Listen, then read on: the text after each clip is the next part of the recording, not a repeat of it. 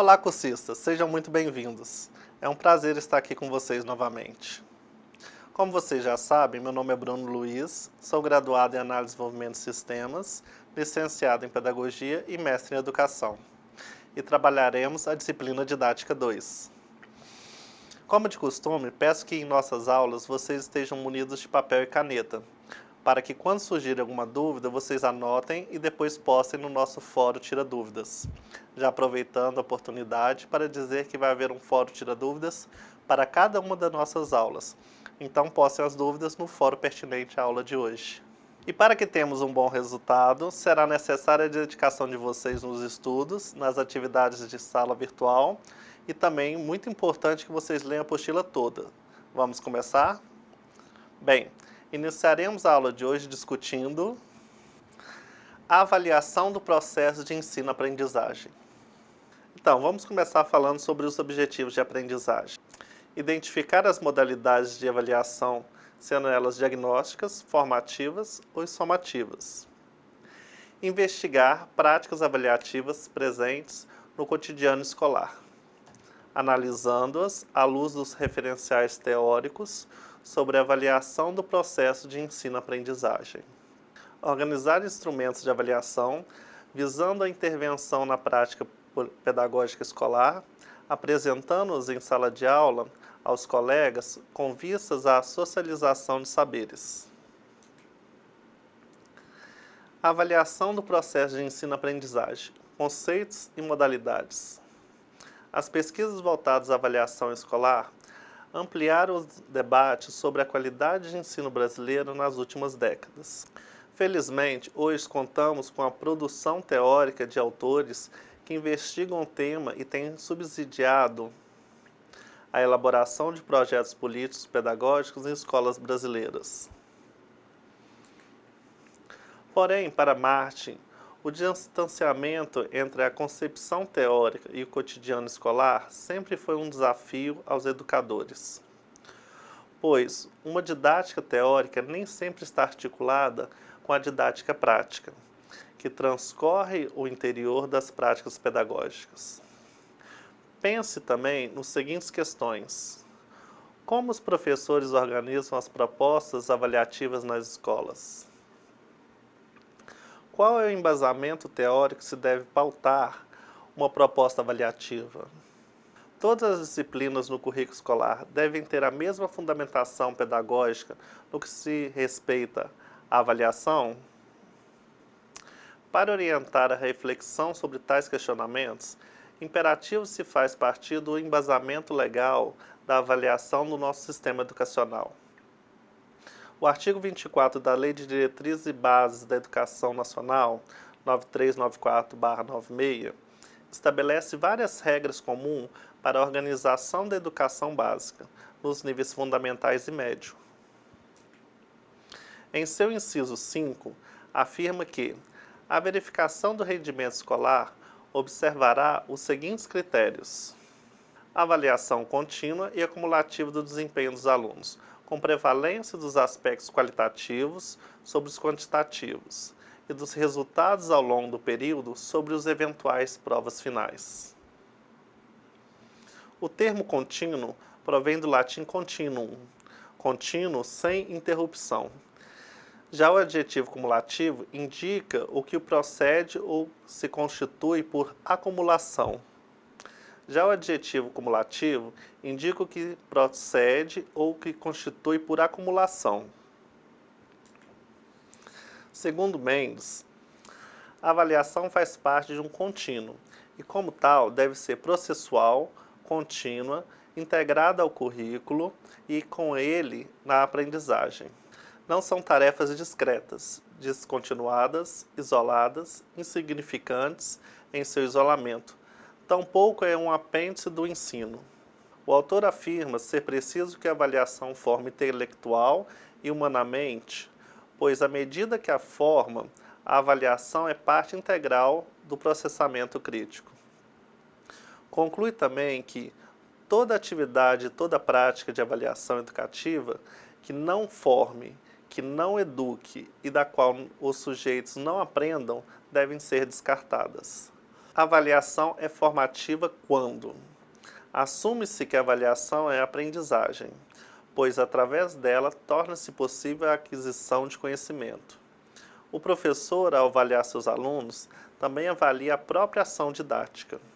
Transcende a intenção de medir, qualificar e examinar. Segundo Ballester, a avaliação está vinculada a uma concepção de ensino que considera que aprender se constitui em um longo processo através do qual o aluno reestrutura os conhecimentos a partir das atividades que lhe são propostas. A avaliação é diagnosticada quando oportuniza aos estudantes a conscientização do seu ponto de partida em relação aos novos conteúdos a serem abordados. O professor apresenta para a classe instrumentos que favorecem a coleta de dados sobre as necessidades e interesses dos alunos, como, por exemplo, questionários, pré-testes, entrevistas, entre outros. Possibilita um mapeamento das histórias de vida dos alunos, bem como seus conhecimentos e estilos de aprendizagem. Permite que o professor organize o trabalho pedagógico e que este seja significativo para os alunos, ou seja, promove a aproximação do planejamento com as reais necessidades dos alunos e com os objetivos de aprendizagem. O caráter somativo da avaliação estabelece a necessidade de determinar o grau de domínio para objetivos que foram previamente estabelecidos. Silva, a função somativa dá-se ao final de um determinado tempo pedagógico, para determinarmos qual o estado da arte de nossos trabalhos, o que alcançamos em relação aos objetivos previstos e emergidos em nossa necessidade socioeducativa dos aprendentes. Assim sendo, a avaliação somativa informa e situa as aprendizagens dos alunos, apresentando sobre várias modalidades os percursos desenvolvidos. Em outras palavras, determinados estabelecimentos de ensino adotam o sistema de notas, conceito, os quais apresentam dados quantitativos sobre a aprendizagem dos alunos, sendo pautados nas atividades realizadas por eles no decorrer de um bimestre, trimestre, semestre ou ano letivo. É possível, ainda, efetivar os registros dos processos e avanços dos estudantes com relação aos conhecimentos trabalhados em sala de aula, através de pareceres descritivos, que revelam as aprendizagens dos alunos e se constituem em documentos oficiais que comunicam o desempenho escolar. O caráter somativo da avaliação está vinculado ao registro. É necessário estabelecer que a função deste é extremamente relevante, pois, embora muitas vezes seja efetivado pontualmente, revela os conhecimentos que os alunos constituem e também remete para uma reflexão sobre os conhecimentos e conceitos que os estudantes ainda não adquiriram. O pedagogo e a organização didática. Quais instrumentos avaliativos para os diferentes níveis de ensino nós temos à nossa disposição? Quando se discute avaliação, muitos são os instrumentos presentes no contexto escolar. Mais importante do que as opções que se faz é a discussão sobre a finalidade da escolha. O propósito dos instrumentos avaliativos escolhidos é que o aluno repita, memorize ou compreenda.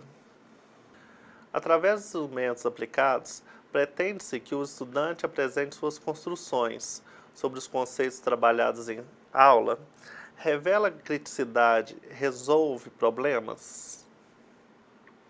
Ao compreendermos a prática de avaliação como um processo, não é possível percebermos a valorização da adoção de um único instrumento avaliativo, priorizado uma só oportunidade para o aluno revelar suas aprendizagens. Oferecer aos alunos diversas possibilidades de serem avaliados implica assegurar a aprendizagem de uma maneira mais consistente e fidedigna. Implica também encarar a avaliação teórica e prática como um verdadeiro processo.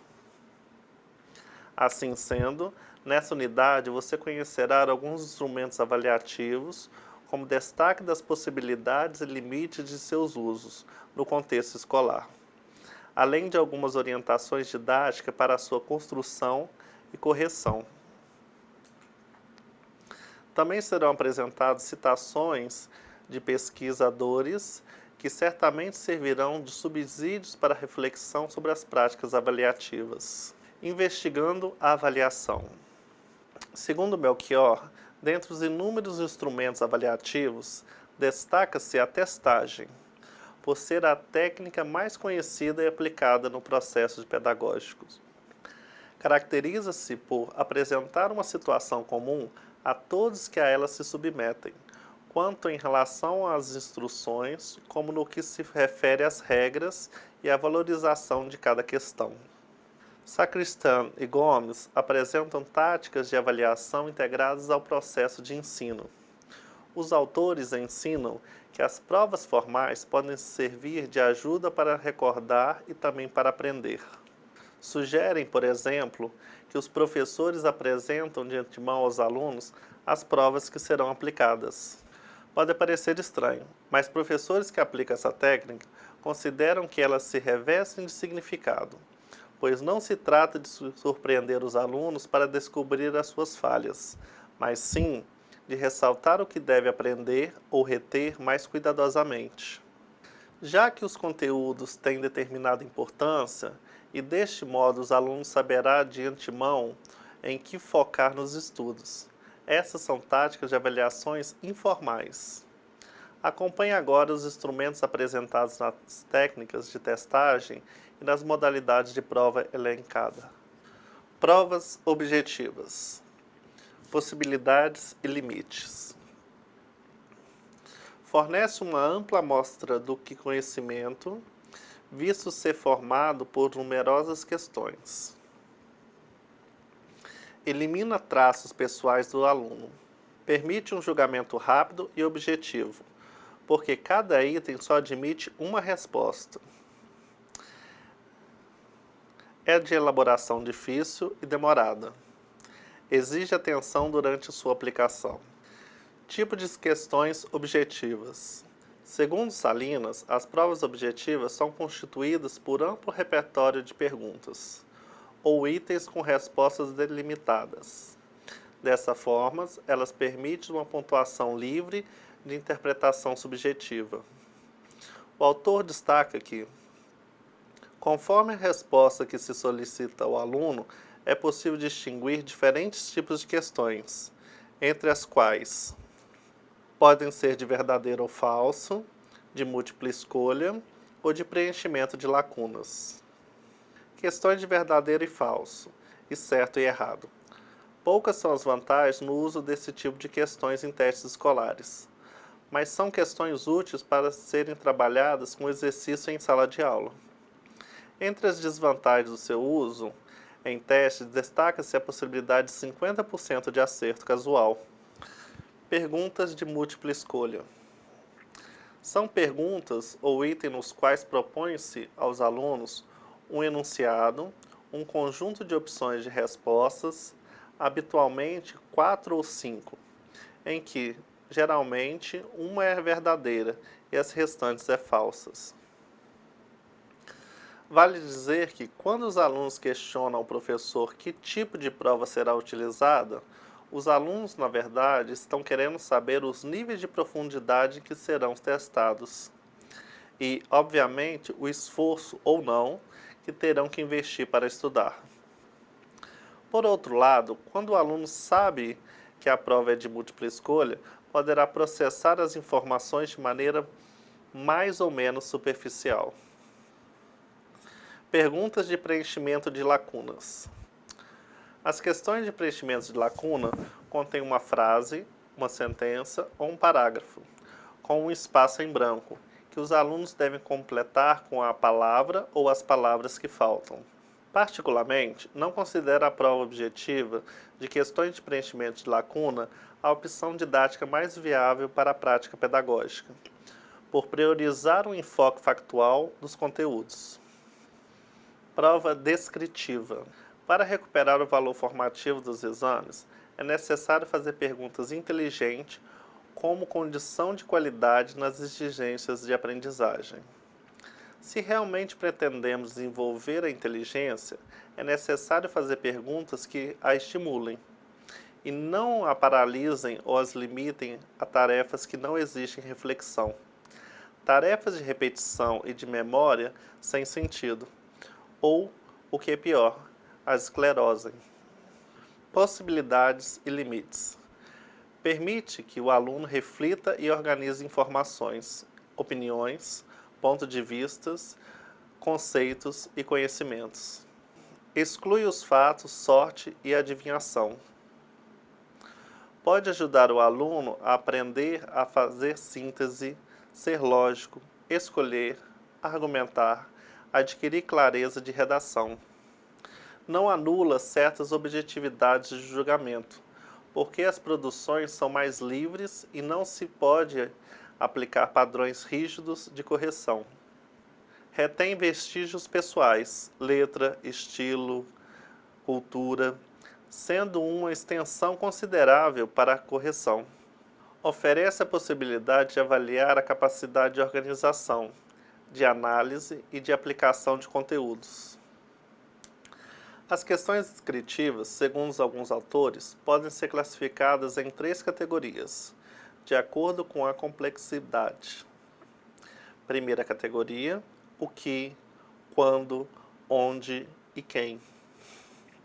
Segunda categoria, relacione, defina, exemplifique. Terceira categoria, desenvolva, resuma, análise, critique, organize. Permite a elaboração de perguntas que põem à prova a curiosidade de quem aprende, porque é o trampolim que impulsiona a aprendizagem significativa. No enunciado, deve-se evitar expressões como o que pensa, comente, fale sobre, pois não costumam transmitir o significado de que se deseja como resposta de forma delimitada e precisa. As palavras de comando comente, argumente, discorra, justifique, caracterize, identifique o que você já sabe sobre devem ser utilizadas no texto e no contexto, permitindo o parâmetro correto para a questão. É importante, de acordo com Salinas, o estabelecimento de critérios claros que serão utilizados no momento da correção. Dentre eles, fazer referências à leitura feitas, opiniões pessoais, com argumentação ou não, ortografia, boa letra e capricho. Desse modo, recomendamos que o professor explicite aos alunos, no enunciado das questões propostas, os critérios de correção e que evitem a prática do ditado da prova. Prova oral, possibilidades e limites. Permite avaliar a capacidade reflexiva e crítica dos alunos. É importante no ensino de línguas, pronúncia e fluência. É insubstituível em defesa de teses, concursos para magistério superior, concursos para promotor de justiça. Fornece a amostra reduzida do cabedal de conhecimentos do aluno. Alunos são examinados em desigualdade de condições. Favorece o julgamento subjetivo, imediato, sem padrões fixos. Permite a interferência dos atributos pessoais do aluno, simpatia, entre outros. Exclui o fator sorte da adivinhação. Recomenda-se a gravação durante a realização da prova, ou a presença de um monitor, sendo possível em análises posteriores identificar as aprendizagens e os conceitos ainda não aprendidos pelos alunos. Deve-se providenciar ambientes silenciosos e calmos. É recomendável receber os alunos com atividades acolhedoras. É aconselhável manter o diálogo vivo com o aluno. É preciso procurar formular a todos os alunos perguntas referentes a todas as atividades relevantes do conteúdo. As perguntas devem ser elaboradas cuidadosamente, considerando-se o grau de dificuldade em relação ao conteúdo que se constitui em objeto de avaliação. Deve-se registrar o valor das respostas simbolicamente, isso é, por convenção. Provas criativas, de livros abertos, com consulta de fontes. Maceto afirma que a prova com consulta ajuda os alunos a resolver um caso, a escolher as fontes adequadas para delas retirar informações que lhe faltem. Comentários escritos, resenhas, síntese, relatório de grupos oferecem novas oportunidades de aprender. Possibilidades e limites desse tipo de avaliação. As questões propostas devem ser elaboradas cuidadosamente para que não haja simples transcrição do material de consulta para a prova.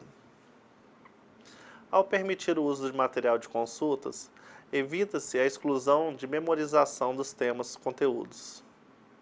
A prova com consulta permite a seleção de questões que priorizem a reflexão, a elaboração de conceitos, a interpretação do tema estudado. Nesse tipo de avaliação, é necessário o preparo prévio dos alunos, o estudo do conteúdo. Os alunos deverão ser orientados sobre as matérias que poderão ser utilizadas para a consulta. A ideia de prova de consulta está associada ao despreparo, à falta de estudo sobre o tema a ser explorado na prova. A consulta é um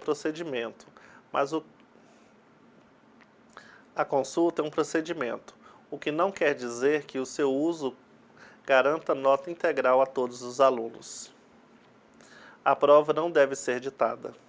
A realização da prova não pode ser uma surpresa, pois exige preparo prévio, seleção de material, estudo, local adequado para sua realização. A prova não pode ser um instrumento de coação. Não pode ser mera repetição e reutilização de avaliações anteriores. Deve ser diversificada. Não deve ser utilizada a mesma prova em turmas diferentes. Deve ser clara quanto à atribuição de notas. Deve ter conteúdo significativo. O tempo de prova deve ser condizente com as questões propostas, considerando a pesquisa, a consulta feita no decorrer da sua realização. Sua correção deve considerar outras respostas, diferentes daquelas inicialmente concebidas. Em algum momento, após a sua aplicação, essa prova precisa ser explicada e analisada.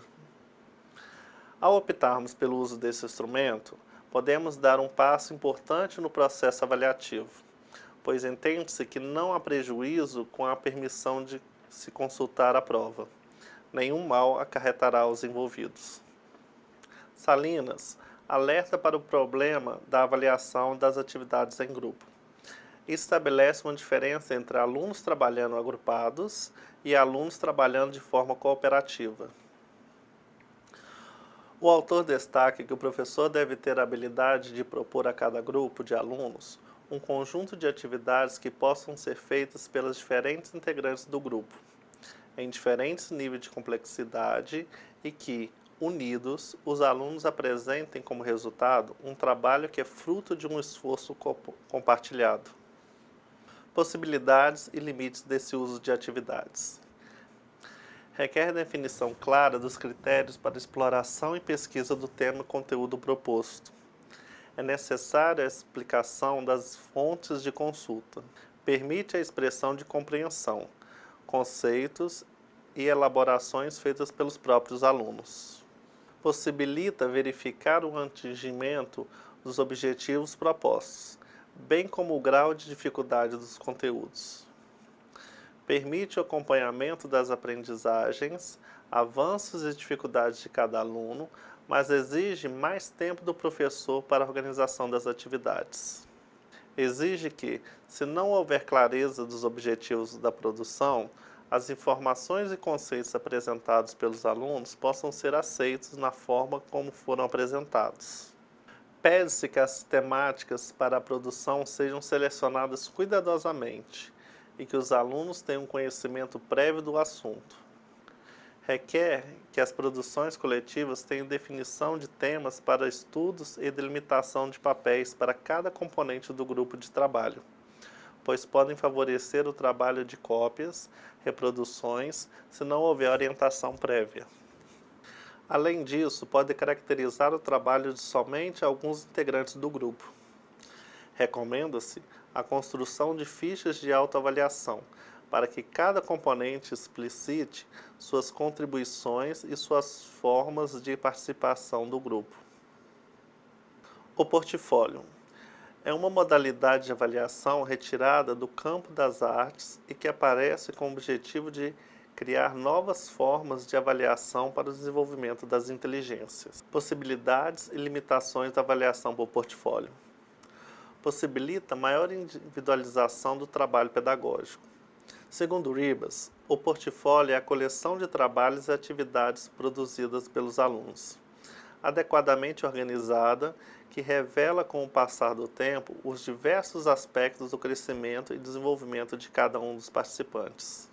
Permite aos professores considerarem o trabalho de forma processual, superando a visão pontual das provas e testes, integrando-o no conceito de ensino como uma atividade complexa, baseada em elementos de aprendizagem significativa e relacional. Possibilita a autoavaliação dos estudantes, e a autoavaliação auxilia a reorganização do trabalho pedagógico. Favorece o registro das produções dos alunos, as impressões dos mesmos sobre a dinâmica do grupo, aspectos relevantes da aula. Favorece a oportunidade de reflexão sobre o progresso dos alunos em relação ao seu próprio processo de aprendizagem, ao mesmo tempo em que possibilita a introdução de mudanças necessárias e contínuas na produção do processo ensino-aprendizagem. Então, como organizar o portfólio? Deverá ser elaborado um índice sequencial do material, conforme a especificidade da disciplina, que será mantido em uma pasta individual.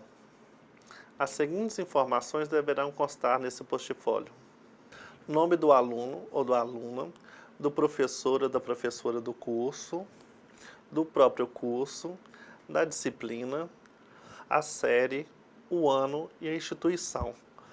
Justificativo do seu portfólio. Texto redigido pelo próprio aluno. Textos. Artigos lidos com intervenção pessoal. Fichamento orientado pelo professor nas aulas. Anotações e registro de aulas. O objetivo de cada aula e a reflexão. Sobre o que o aluno aprendeu em cada aula. Trabalhos, provas, pesquisas, entrevistas realizadas e estudo de casos. Autoavaliação. Reflexão, críticas, proposições, reflexão pessoal sobre o que tem aprendido, o que gostaria de aprender, o que planeja fazer. Indicações de leituras, sites e filmes. Fotografia, documentos e documentação dos momentos registrados. Notícias lidas, extraídas de jornais, sites, revistas ou reportagens, com comentário do aluno dando a sua opinião. Relatórios ou comentários de filmes assistidos e produções artísticas, pertinente à matéria discutida. Diário reflexivo do processo ensino-aprendizagem. Mensagens, recados dos colegas ou do professor. Glossário e outras informações em formas de apêndice que julgar necessário. Nessa seção, não se esgotam os assuntos sobre avaliação. Apresentamos a você o referencial para que, na prática pedagógica escolar, sua atuação docente seja pautada numa reflexão crítica para a sistematização de práticas avaliativas condizentes com as percepções que as fundamentam. Então, agora para terminar nossas aulas, vamos terminar com uma pergunta e algumas reflexões. Nessa aula, discutimos sobre a avaliação do processo de ensino-aprendizagem. Muitos são os instrumentos presentes no contexto escolar, sendo que as estratégias mais importantes do que a opção que se faz é a discussão sobre a finalidade da escolha. Quais são os critérios relevantes para a escolha do instrumento avaliativo adotado pelo professor? Na análise feita através dos instrumentos aplicados, pretende-se que o estudante apresente suas contribuições sobre os conceitos trabalhados em aula. Uma que revele sua criticidade e as outras que resolvam problemas propostos. É imprescindível a compreensão do termo instrumentos de avaliação, que deve ser entendido como recursos utilizados para a coleta e análise de dados no processo de ensino-aprendizagem, visando promover a aprendizagem dos alunos. Na realidade, o professor almeja mais que os instrumentos, e isso importa o tipo de conhecimento que põe à prova, o tipo de pergunta que se propõe, o tipo de qualidade mental ou prática que se exige e as respostas que se espera obter, conforme o conteúdo das perguntas ou os problemas em que são formulados. Ao compreendermos a prática de avaliação como um processo, não é possível concebermos a valorização e adoção de um único instrumento avaliativo, priorizando uma só oportunidade para os alunos revelar sua aprendizagem. Oferecer aos alunos diversas possibilidades a serem avaliados implica assegurar a aprendizagem de uma maneira mais consciente e fidedigna. Implica também encarar a avaliação teórica e prática como um verdadeiro processo. Enfim, muitos instrumentos avaliativos ganham destaque nas possibilidades e limites de seus usos no contexto escolar, além de algumas orientações didáticas para sua construção e correção. Também serão apresentados citações de pesquisadores que cercam diversos subsídios para a reflexão sobre as práticas avaliativas. Assim, concluímos que a citação de Garcia, o prazer de aprender, desaparece quando a aprendizagem é reduzida a prova e notas. O aluno passa a estudar para se dar bem na prova e, para fazer isso, tem de memorizar as respostas consideradas certas pelo professor ou professora.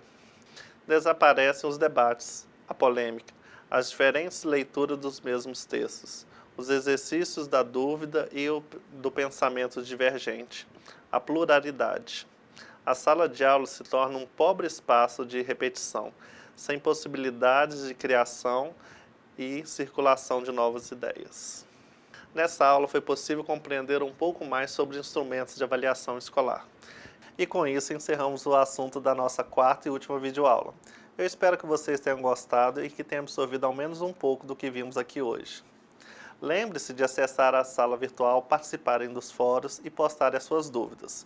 E não esqueçam de estudar a apostila toda. Por enquanto é só. Bons estudos e até a próxima.